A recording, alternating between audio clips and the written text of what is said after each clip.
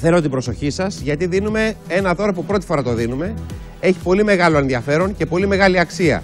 Συνολικά το δώρο σήμερα αξίζει 2.300 ευρώ. 2.300 ευρώ.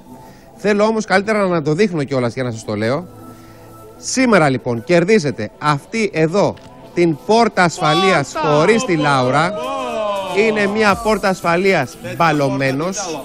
Αυτή η πόρτα αξίζει 1.500 ευρώ με την τοποθέτηση που σας την κάνουμε εμείς, όχι εγώ, κάποιος συνάδελφος από εδώ από τον Αντένα, δωρεάν σε ολόκληρη την Ελλάδα. Ακόμα και στο τελευταίο χωριό, το πιο απομακρυσμένο, αν κερδίσετε την πόρτα την μπαλωμένος, σας κάνουμε δωρεάν την τοποθέτηση. 1.500 ευρώ το πακέτο αυτό. Συν, δίπλα από την πόρτα Λάουρα, θέλω να δείξεις πολύ, παρακαλώ πάρα πολύ, να πάω εγώ από εδώ τώρα. Έλα, καβάλα με, πήγαινε από εκεί. Από εκεί εσύ. Από εκεί. Μπράβο. Αυτός λοιπόν είναι ένας συναγερμός. Αμάν ρε Λάουρα. Μπράβο. Αυτός λοιπόν είναι ένας συναγερμός πίσω σου. Ο συναγερμός BML. Αυτός ο συναγερμός έχει αξία 800 ευρώ μαζί με την τοποθέτηση σε ολόκληρη την Ελλάδα. Άρα λοιπόν πακέτο. Πόρτα ασφαλείας μπαλωμένος, Λιανός. Συναγερμός BML Λάουρα Νάριες. 1.500 και 800. Κρεμιέστε στην πόρτα, βλέπετε. Κάντε και τίποτα άλλο, παιδιά, να δείξουμε ότι είναι η πόρτα ασφαλείας. Κανονικά δεν παθαίνει τίποτα.